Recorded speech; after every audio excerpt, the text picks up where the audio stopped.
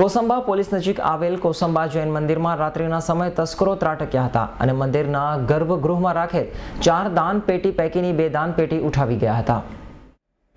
શિયાળો શરૂ થતાં જ મેથી અને આદડિયાની જેમ તસ્કરોની પણ સિઝન શરૂ થઈ જાય છે, કારણ કે શિયાળાની ફૂલ ગુલાબી ઠંડીમાં લોકો ભરપેટ ઊંઘ ખેંચતા હોય છે અને બસ આનો ફાયદો ઉઠાવીને તસ્કરો ઘર, દુકાનો અને હવે તો મંદિરો જેવા પવિત્ર સ્થળને પણ નિશાન બનાવવા માંડ્યા છે। રાત્રિના સમયે પોલીસ સ્ટેશનેથી માત્ર 100 મીટરના અંતરે આવેલ જૈન દેરાસરનો તસ્કરોએ નિશાન બનાવ્યો હતો।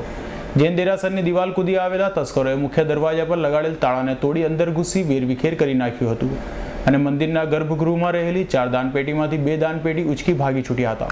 ત્યારે ઘટનાની જાણ થતાં કોસંબા પોલીસે ત્યાં દોડી જઈ ચોરીનો ગુનો નોંધી તપાસ હાથ ધરી છે। આજ રોજ રાતના મંદિરમાં ચોરી થવા પામેલ છે।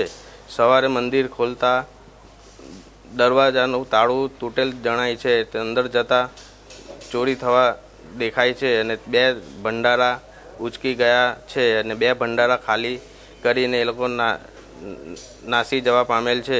આશરે કેટલાની ચોરી થઈ છે? આશરે 50,000 રૂપિયા જેવી કેશ ને 2 ભંડારા થઈને 30,000 થી 40,000 રૂપિયાનો ભંડાર એટલે 90,000 લાખ રૂપિયા સુધીની ચોરી જણાયેલ છે।